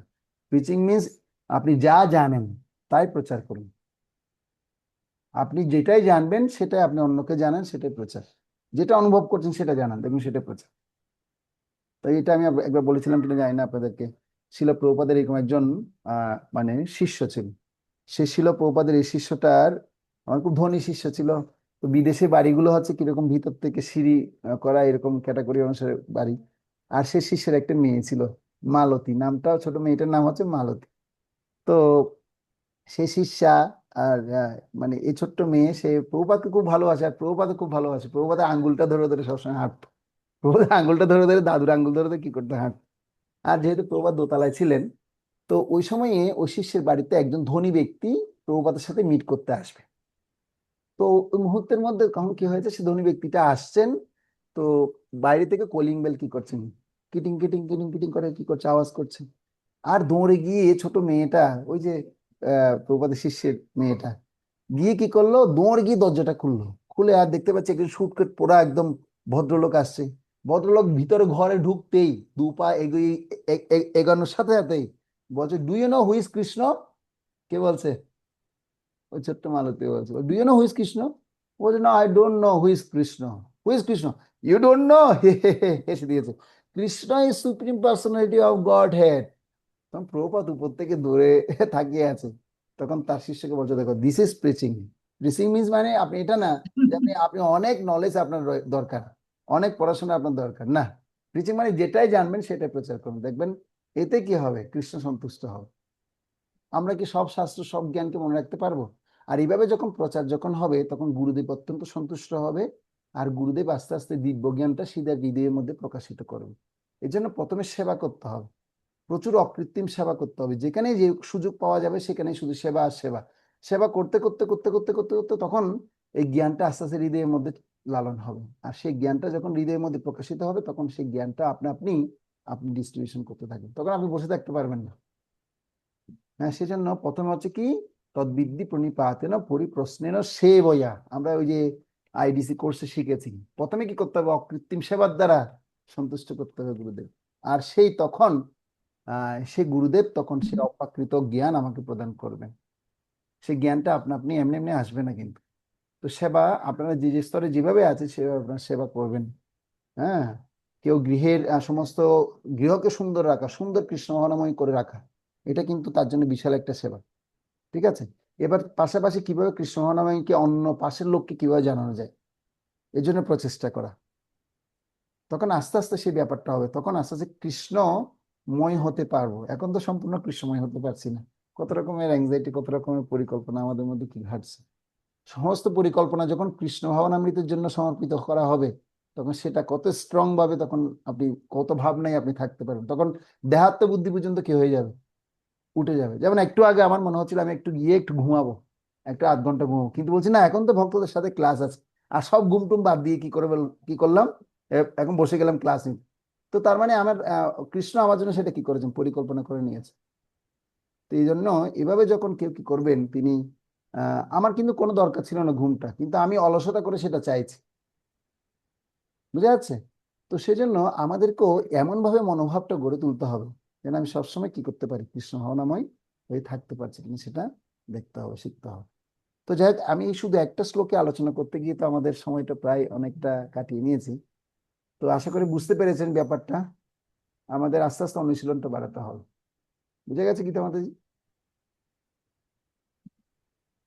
বুঝেছি প্রভু, কিন্তু থাকি তবু। কিন্তু আফসোস করে কোনো লাভ নেই, আপনাদের অনুশীলনটা বাড়াতে হবে। আস্তে আস্তে অনুশীলন বাড়ান, দেখেন অবশ্যই সম্ভব হবে। ঠিক আছে, আর অনুশীলন একটা কথা বলছি যে হ্যাঁ, এই এই এই শ্লোকের মধ্যে রয়েছে ওই যে জাতি কুল বর্ণ বিচার না নির্বিশেষে। করে কি শুরু করে না? হ্যাঁ, হ্যাঁ, ওই যে একটা কোশ্চেন ছিল যে আম, গুরুদেব কি হতে গেলে ব্রাহ্মণ হতে হয়? তো ওই কোশ্চেনটার অ্যান্সার আমার একটু ধাঁধারও লেগেছে। মানে যেই গুরুদেব হোক, যে জাতির থেকে আসুক, তাকে তো ব্রাহ্মণ আগে হতে হবে। মানে হ্যাঁ, এই যে ব্রাহ্মণ থেকে দীক্ষিত হওয়ার পর তারপর তো সে ওই লেভেলে যেতে পারে। হ্যাঁ। তাহলে ওইটার অ্যান্সারটা কি অ্যাকচুয়ালি হবে, ব্রাহ্মণ হতে ব্রাহ্মণ হবে না? হওয়া মানে হচ্ছে আপনি ভালো বৈষ্ণব হওয়া। ব্রাহ্মণের 9টা গুণ আর বৈষ্ণবের 26 গুণ। সমদম তপশৌচ দয়াখান্তি জ্ঞান আস্তিক্য বিজ্ঞান ব্রহ্মকর্ম সমুদ্ভব, এই ব্রাহ্মণের 9টা গুণ। আর বৈষ্ণব হতে গেলে কৃপালু অকৃতদ্রোহ সত্য সারসম নির্দোষ বদান্য মৃদু সূচি অকিঞ্চন সর্ব উপকারক শান্ত কৃষ্ণৈক শরণ অকাম অনিহস্তির বিজিত সরগুণ মিতভুক অপ্রমত্ত মানদমানি গম্ভীর করুণমৈত্র কবিদক্ষ মণি, এই 26 গুণ। তো তার মানে ব্রাহ্মণ থেকেও বৈষ্ণব শ্রেষ্ঠ। আগে বৈষ্ণব হতে হবে, বৈষ্ণব হলে আপনার ব্রাহ্মণ গুণ আপনা আপনি হয়ে যাবে। তো কিন্তু এখন আমাদের পরিস্থিতি হচ্ছে আমরা তো এখন স্বাভাবিক তো সাধারণ অবস্থায় আছি। তবে প্রথমে হরিনাম করে করে শুদ্ধ হয়ে ব্রাহ্মণ স্তরে যেতে হবে। ব্রাহ্মণ স্তরে অনুশীলন করতে করতে তখন বৈষ্ণবী গুণাবলীগুলো সম্পূর্ণ হবে। বুঝে গেল? হ্যাঁ, ওই যে একটা কোশ্চেন ছিল না, ওই যে ব্রাহ্মণ গুরুদেব হতে গেলে ওই তিনটা না চারটা অপশন ছিল। তো হুম। ওখানটায় আমি ব্রাহ্মণ করেছিলাম, ব্রাহ্মণ হতে কি হবে কি কি তাকে, কি ছিল? তারপরে শুধু গুরুদেব। ব্রাহ্মণ ছিল, আরেকটা কি কি ছিল? ভুলে গেছি আমি, তাহলে এটা পরে বলবো আপনাকে। আচ্ছা, ঠিক আছে। হ্যাঁ, হ্যাঁ। হ্যাঁ, ওখানটা কি হবে? তো ঠিক আছে, ঠিক আছে। এভাবে পরে বলবো আপনাকে। ওকে, ঠিক আছে। হরে কৃষ্ণ। হ্যাঁ, ধন্যবাদ। তো ঠিক আছে, তাহলে চণ্ডাল এবং ব্রাহ্মণের ভিন্ন দেহ, দেহ ভিন্ন হলো ভগবান তাদের উভয়ের সঙ্গে পরমাত্মা রূপে কি আছে, বিরাজমান আছে। তো এবার আমরা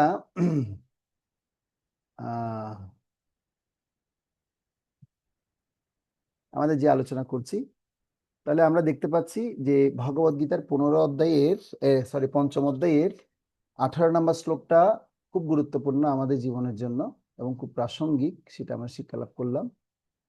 তো বিদ্যা বিনয় সম্পন্নে ব্রাহ্মণী গভীহস্তিনী শুনিচৈব সপাকেচ পণ্ডিত সমদর্শিন।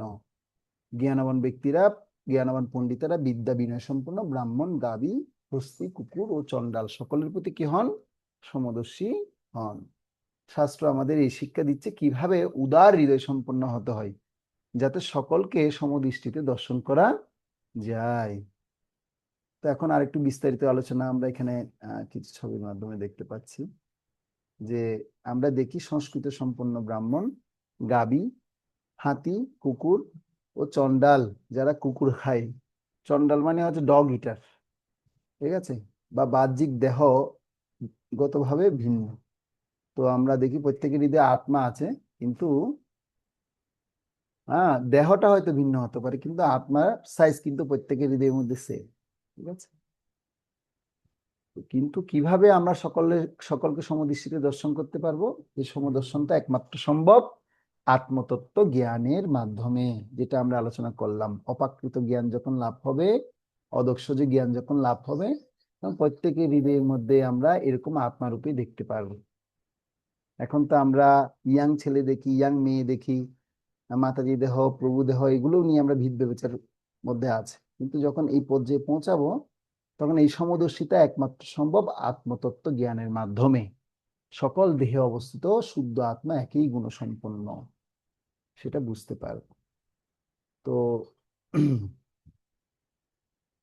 এখানে উদাহরণ দেওয়া হচ্ছে, যেমন কেউ চালাতে পারে লুনা কার, কেউ মারুতি, কেউ বেঞ্চ কার, কেউ ট্র্যাক্টর, কেউ পেন।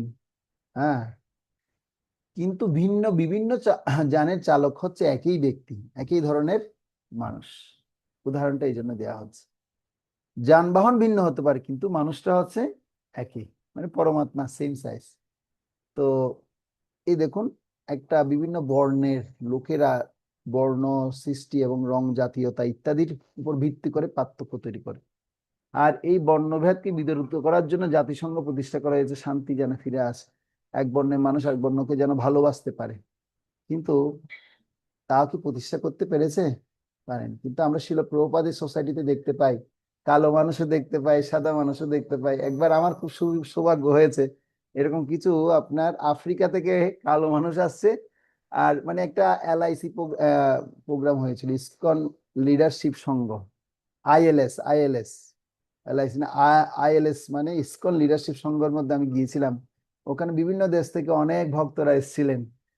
কেউ এরকম কালো ব্যক্তি, কেউ সাদা ব্যক্তি। তো চেহারার বিভিন্ন রকম পার্থক্য আমরা দেখতে পাই। লোকেরা বর্ণ সৃষ্টি, রং, জাতীয়তা ইত্যাদির উপর ভিত্তি করে কি হয়, পার্থক্য নিরূপণ করে। কিন্তু আসলে আমাদের পার্থক্যটা কি দেখতে হবে? আমি দেহ নয়, আমি আত্মা। ভগবদ্গীতার শিক্ষা হচ্ছে কি, মানে আমাদের যে বাহ্যিক দেহগত পার্থক্যটাকে বিচার বিবেচনা থেকে বের হয়ে আসার জন্য, আমি যে দেহ নয়, আমি আত্মা, সে আত্মার বাহনের শিক্ষা কি করেন ভগবদ্গীতা আমাদেরকে দিচ্ছেন। ভগবদ্গীতা কেউ যখন পুঙ্খানুপুঙ্খভাবে ভালো মতো অধ্যয়ন করবে, তখন তিনি এই সমস্ত সিদ্ধান্তগুলো পাবেন, পেয়ে তখন তিনি এইরকম জাতিভেদ প্রথা থেকে তিনি মুক্ত হতে পারবেন। না হলে কিন্তু সম্ভব না, বুঝছেন? তো সেটা আমাদের প্রত্যেককে কি করতে হবে, সেটা আমাদের খেয়াল রাখতে হবে। তো আমাদের এই কোর্স যিনি ডিজাইন করেছেন, একজন সাধক, তাকে আমাদের ইসকনের নারদমণি বলা হয়, রাধেশ্বর প্রভু। তো একবার আমেরিকায় এক মন্দিরে আমেরিকাবাসী দুইজন কৃষ্ণ ভক্ত, সাদা এবং কালো, বৈষ্ণবকে আলিঙ্গন করতে দেখে আমি খুব অভিভূত হয়ে গেছি। তিনি উপলব্ধি শেয়ার করছেন। হ্যাঁ, তো আমার মনে হলো যে পূর্ণিমা এবং অমাবস্যা একত্রে আবির্ভূত হয়েছে। তাদের মধ্যে কোনো জড়জাগতিক দেহিক পার্থক্য আমি দেখিনি, কারণ তারা জানতো ভিন্ন ভিন্ন দেহে অভিন্ন আত্মা কি হয়ে আছে, বিদ্যমান আছে। দেহ ভিন্ন হলো, কিন্তু কি আত্মা কিন্তু একই কি হয়ে আছে, বিদ্যমান। তো এই জন্য বেদে শিক্ষা দিচ্ছে কিভাবে বর্ণ, জাতি এবং রং ইত্যাদি না দেখে সকল জীবের সহিত বন্ধুত্ব স্থাপন করা, বন্ধুত্বপূর্ণ হিসেবে গড়ে তোলা যায়। এই শিক্ষা কি করছেন আমাদের বেদ শিখাচ্ছেন। সেই শিক্ষাটাকে আমাদের কি করতে হবে, গুরুত্ব দিতে হবে। হুম।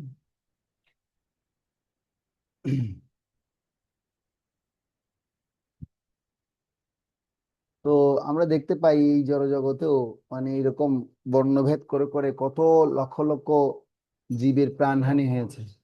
এক সময় হিটলার এরকম তার কি লক্ষ লক্ষ লোককে হত্যা করেছে শুধু ধর্মের উপর ভিত্তি করেই। তিনি কি করেছেন, এরকম অ্যাগ্রেসিভ মাইন্ড করে তিনি অনেক লক্ষ লক্ষ লোককে হত্যা করেছেন।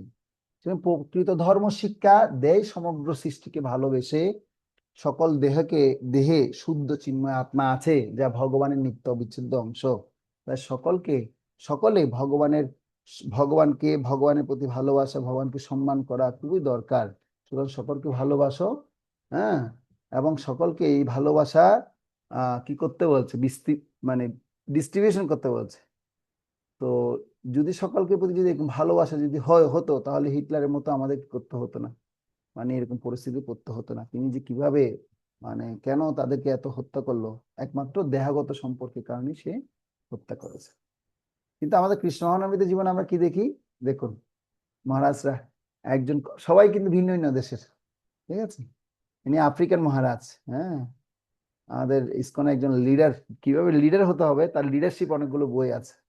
আর তিনি যখন তার ব্লাড ক্যান্সার যখন হয়েছিল, তিনি যখন দেহত্যাগ করছিলেন, হ্যাঁ, দেহত্যাগ করার সময় তিনি, তার ভিডিও আছে, ভিডিও দেখলে আপনার অবাক হয়ে যাবেন। আর তার কান্না দেখে সবাই কান্না করছে। আমি একবার ভিডিও দেখছিলাম, তার কান্না দেখে আমি নিজেও কান্না করছি। দেখুন পুরো কালো চিকচিকে, হ্যাঁ। আর এদিকে দেখুন আমাদের ইন্দ্রদেব স্বামী মহারাজ আছেন, রাধানাথ স্বামী মহারাজ আছেন, হ্যাঁ। তো এরকম শিল প্রভুপাদ আমাদের জন্য কি করেছেন, সোসাইটি নির্মাণ করেছেন, যে সোসাইটিতে সারা পৃথিবীর মানুষ কি করতে পারে, আশ্রয় নিতে পারে। আমাদের একই পিতা হচ্ছেন কৃষ্ণ, অহং বীজপ্রদ পিতা। তাই তোমার সাথে আমার কোনো সমস্যা নেই। এই জন্য আমরা কোনো ভেদ বিভেদ না করে, কোনো সমস্যা না দেখে শুধুমাত্র কি করতে হবে, আমাদের কৃষ্ণের সাথে সম্পর্ক আছে কিনা শুধু সেটা দেখতে হবে। ওই ভক্ত কৃষ্ণের সাথে কেমন ভাবে সম্পর্কিত, সে কি আসলে রিয়েলি কৃষ্ণের সাথে সম্পর্কিত হয়ে আছেন কিনা, এটা আগে আমাদের বিবেচনা করতে হবে। যদি কৃষ্ণের সাথে রিয়েলি কৃষ্ণের সাথে সম্পর্কিত হয়ে আছেন, তাহলে বাস আর কিছু দরকার নেই। এবার তাকেই আমার পরম বন্ধু বানাতে হবে। রিয়েলি কৃষ্ণের সাথে সম্পর্কিত আছে কিনা। আমাদের ইসকনে অনেক সময় এরকম দেখা যায় কি, কৃষ্ণের সাথে সম্পর্কিত হয়ে অন্য রকমের বিষয় আসক্তির দ্বারা আবার কি হয়ে যায়, প্রলুব্ধ হয়ে যায়, যার ফলশ্রুতিতে আমরা আমাদের হৃদয়ের মধ্যে অনেক সময় কষ্ট পেয়ে থাকি। তো এই ধরনের ব্যক্তিদের থেকে আবার কি থাকতে হবে, সাবধান থাকতে হবে। সেজন্য বিচার করার কথা বলছে, আগে বিচার করে তারপর আমাকে কি করতে হবে, এরকম কৃষ্ণ ভক্ত সঙ্গ নিতে হবে, ঠিক আছে। তো এই জন্য আমরা এই একটা খুব গুরুত্বপূর্ণ দেখতে পাই দিক, যে বৈদিক নিয়মে গাভীদের ভালো যত্ন নেওয়ার কথা বলা হচ্ছে, এবং গো পূজা করা হতো, হ্যাঁ। এবং গাভীদের বৈদিক শাস্ত্রে কি বলা হচ্ছে, যে শুধু তারা মানে তার বাচ্চার জন্য দুগ্ধ প্রদান করে না, তারা সকলের জন্য দুগ্ধ প্রদান করে। সেজন্য গাভী হচ্ছে আমাদের একটা মা। আমাদের পৃথিবীতে 7জন মা আছেন, 7জন মার মধ্যে গোমাতা হচ্ছে একজন আমাদের মা। তা সকলের জন্য দুগ্ধ প্রদান করে, এবং দুগ্ধ হচ্ছে ব্রেন টিস্যুকে আধ্যাত্মিক জ্ঞান অর্জনে সজাগ করে। তার ফলে শাস্ত্র এবং ভগবানকে উপলব্ধি করা যায়। আমরা প্রতিদিন দুগ্ধ খাবেন রাত্রিবেলা ঘুমানোর আগে, অরিজিনাল পেলে ভালো। এখন তো আমাদের একজন আচার্য বলছেন, হিসুলেন জয়প্রতাপ গোস্বামী গুরু মহারাজ বলছে মহিষের দুধ খেলে মাথা খিটখিটে হয়ে যাবে, ব্রেন আর বাড়বে না। গাভীর দুগ্ধ খেলে তখন কি হবে, ব্রেনের সূক্ষ্ম কোষগুলো উন্নত হবে, শাস্ত্র ভালো মতো বুঝতে সক্ষম হবে, ঠিক আছে। তার ফলে শাস্ত্র এবং ভগবানকে উপলব্ধি করা যায়, এবং সুস্থ মন ও সুস্বাস্থ্যের অধিকারী হওয়া যায়। মায়ের দুধের বিকল্প নেই। কিন্তু বর্তমানে কি হচ্ছে ঘটনা, এরকম সমদর্শন না থাকার ফলে কি হচ্ছে দেখুন, এরকম পশুকে জবাই করে করে কসাইখানা তৈরি করা হচ্ছে। জঘন্য গুণ বৃত্তস্ত অধগচ্ছন্তি তামসা। আর জিহ্বা কামড় দিয়ে কি করছে দেখুন, কাটছে, সে কি হয়। এই জন্য চেতনাগুলো তাদের এরকম, সেখানে এত বেশি হানাহানি, মারামারি, হ্যাঁ, এগুলো চলছে। আধুনিক ব্যক্তিরা সেজন্য কি করছেন, কেবল এই জড় শিক্ষায় উন্নতি করছে, তাদের দেহ এবং আত্মা সম্পর্কে কোনো জ্ঞানই নেই। তারা এরকম সমদর্শনের ভাব তাদের মধ্যে নেই, প্রভুপাদ বলছেন। বৈদিক সময়ে কি ছিল দেখুন, আমরা এখনো দেখতে পাই, বৃন্দাবনে গেলে দেখতে পাই, যে গাভীদেরকে কত সুন্দর খাবার দেওয়া হচ্ছে, গোমাতাকে কত সুন্দর, লক্ষ লক্ষ গোমাতাকে ওখানে কি করা হচ্ছে, পালন করা হচ্ছে। আপনারা যারা কলকাতায় আছেন, ওখানে কলকাতার নিউ টাউনও এখন একটা প্রজেক্ট নেওয়া হয়েছে যে এখানে হাজার হাজার গাভী থাকবে। বিশাল বড় গোশালা আছে, নিউ টাউন গোশালা মন্দির, আপনাকে একবার দেখে আসতে পারেন, সুন্দর, ওখানে গৌরনীতায় আছে। হুম। তো অনেক প্রজেক্ট আমাদের মায়াপুরে, আপনারা যান, ওখানে গোশালায় না গেলে তো ভালোই লাগে না। গোশালায় আপনারা যখন যান কেমন লাগে, কিন্তু এটা বৈদিক সিস্টেমটা এখানে ফলো করা হচ্ছে। গাভীকে মানুষের মতো সম্মান করা হতো, কুকুরকে সম্মানের সহিত খাবার প্রদান করা হতো, এমনকি সকল জীবসত্তাকে, বিড়াল রাস্তায় বসে থাকলে পায়ে স্পর্শ না করে তাকে সরিয়ে দিয়ে অথবা অন্য পথে যেতে হতো। এরকমই ছিল বৈদিক জীবন। আমি একবার আমাদের এখানে পুণ্ডরিক ধাম থেকে একবার আমি যখন আসছিলাম, তখন একদম ব্রহ্মচারীর সাথে, একজন সিনিয়র ভক্তের সাথে আমি হেঁটে হেঁটে আসছিলাম। তো তিনি কি করছিলেন, তিনি দড়ি বাঁধা একটা গাভী কি হয়ে আছে রাস্তার মধ্যে, মানে আপনার কি করা আছে, রাস্তার মধ্যে আপনার বসে আছে। তো এখন তিনি কি করলেন, ওই গাছের সাথে বাঁধা, এখন কিভাবে এখন এই গাভীকে কি করবে, আবার সরাবে। তিনি তাই না করে এবার কি করলেন, ওই দড়িটা যেদিক দিয়ে বাঁধা আছে তিনি পুরোপুরি ঘুরে ঘুরে ঘুরে ঘুরে গিয়ে ওই গাভীর দড়িকে কি করলেন, তিনি টপকিয়ে তিনি সেটা যাননি, না গিয়ে তিনি ঘুরে তারপর কি করলেন, রাস্তা পার হয়ে গেলেন। তখন আমি দেখে আমার হৃদয়ের মধ্যে প্রশ্ন হলো, প্রভু আপনি এরকম কেন করলেন? বলছে, আরে প্রত্যেক জীবকে আমার সম্মান করতে হবে না, এই গাভী মাতার দড়িকে আমি টপকিয়ে যাওয়া মানে কি? তো আমি তখন চিন্তা করছি না, ওনার চেতনাটা কত উন্নত। তো আমরা যখন এরকম গাভী দেখি, গাভীর মানে কি এরকম দড়ি যদি থাকে, তাহলে আমরা ওইভাবে সরিয়ে যদি হাঁটি, হয়তো আমাদের আগে জানা ছিল, হয়তো এখন জানতে পারছি। হুম। তখন সেও কি হবে, একটা সম্মান প্রদর্শন করা হবে। বৈদিক সিস্টেমটা হচ্ছে তাই, এইগুলি শেখাচ্ছে আমাদের। হ্যাঁ, কিভাবে প্রত্যেক কিছুর প্রতি প্রত্যেককে সম্মান দেয়া, প্রত্যেক প্রাণীকে সম্মান দেয়া। আমাদের আপনারা যারা কলকাতায় আছেন, মধ্যমগ্রামে যিনি জায়গা দান করেছেন, ওই ভক্তটার ওয়াইফ যিনি আছিলেন, উনি প্রতিদিন প্রতিদিন একই সময়ে পাখিকে খাবার দিবে। ওনার বিল্ডিং এ ছাদ খুলে 7টার সময় পাখিকে খাবার দিবে, আর পাখিরা এসে এখানে কিচিমিচি কিচিমিচি করতে থাকবে। তো আমি একবার যখন গেছি, বলছে, ও শাস্ত্রপ্রভু একটু আসুন তো আমার সাথে। আমি বলছি, কোথায় যাবো? বলছে, এখন পাখিকে খাওয়াবো, চলুন চলুন, আপনি খাওয়াবেন? আমি বলছি, হ্যাঁ চলুন, তা গিয়ে দেখি। আমার দেখছি না পাখিগুলো তার জন্য কি মানে জীবন দিচ্ছে, ওইরকম অবস্থা। তিনি প্রতিদিন কি করেন, পাখিকে খাবার দেন। তো আমরা এরকম মানে জীবদের প্রতি এরকম কি করতে পারি, দয়া দেখাতে পারি, ভালোবাসা করতে পারি। শিল প্রভুপাদ এই জন্য ইসকন ফুড ফর লাইফ তৈরি করেছেন। বলছে প্রসাদ কখনো নষ্ট করতে দেওয়া উচিত নাই, প্রসাদ যদি বেঁচে যায় তাহলে সেগুলোকে ডিস্ট্রিবিউশন করে দেওয়া উচিত, অন্যান্য প্রাণীদের দিয়ে দেওয়া উচিত। অন্যান্য প্রাণীরা খেয়ে, প্রসাদ খেয়েও তারা কি করতে পারে, তারা ভগবদ্ধামে ফিরে যেতে পারে। এরকম শিবানন্দের একটা কুকুর ছিল, যে সবসময় কি করতো, মহাপ্রভুর এই পার্শ্বদের সাথে সবসময় থাকতেন। আর মহাপ্রভু একদিন দেখতে পাচ্ছে কি শিবানন্দ কুকুরটাকে খুঁজে পাচ্ছে না। তো মহাপ্রভু বলছে দলে দলে ভক্ত পাঠিয়ে যে এই কুকুরটা কোথায় আছে খুঁজে বের করে আনো। কারণ এই কুকুরটা কোনো সাধারণ কুকুর না, সে কি করেছে, সে মহা ভগবানের প্রসাদ আস্বাদন করে সে মানে দিব্য দেহ তার প্রাপ্ত হয়েছে। তারপর সে খুঁজে নিয়ে আসলো, নিয়ে আসার পর বলছে, মহাপ্রভু পাওয়া গেছে? বলছে, হ্যাঁ এই জন্মেই ভগবদ্ধাম চলে যায়। বুঝে গেল? তো এরকম সমদর্শী ভাব আমাদের প্রত্যেকে যখন হবে, আমি দেখি, আমি যখন সাউথ ইন্ডিয়াতে যাই, উত্তর ভারতে, বিশেষ সাউথ ইন্ডিয়া উত্তর ভারতে, ওখানে গাভীকে এত সম্মান করে, মানে সেগুলো বলার মতো নয়। সেগুলো না দেখলে আপনি বুঝতে পারবেন না। আমি যখন যাই তখন দেখি মন্দিরের মধ্যে ভক্তরা গাভীকে প্রণাম করবে, গোপূজা করবে, গাভীর প্রতি এত আসক্ত, মানে এত ভালোবাসা। ভগবান কৃষ্ণের বাহন বিদে গোবিন্দ, গো এবং ব্রাহ্মণদের যিনি হিতকারী। তো এটা মানে খুব গুরুত্বপূর্ণ বিষয়, যে আমাদের প্রত্যেককে কি করা উচিত, এভাবে এই মনোভাব গড়ে তোলা উচিত, যেটা বৈদিক জীবন। তো আমরা দেখতে পাই এক সময় আমাদের জানা উচিত যে মানে এই একই সময় আমাদের জানা উচিত যে বিভিন্ন দেহে আত্মা বসে থাকলেও কিভাবে তাদের সাথে সম্পর্ক যুক্ত হতে হবে এবং আচরণ করতে হবে, সেটা আমাদের শিখতে হবে।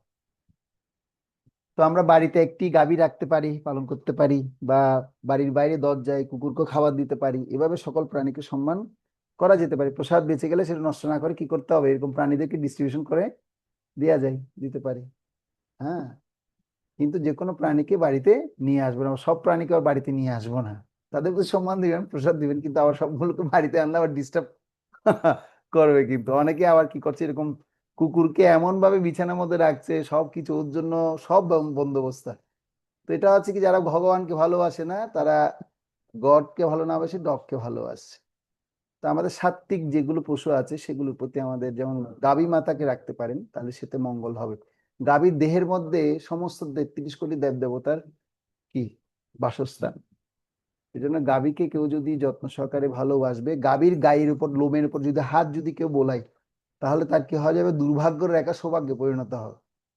হ্যাঁ, তো এটা আমরা দেখতে পাই।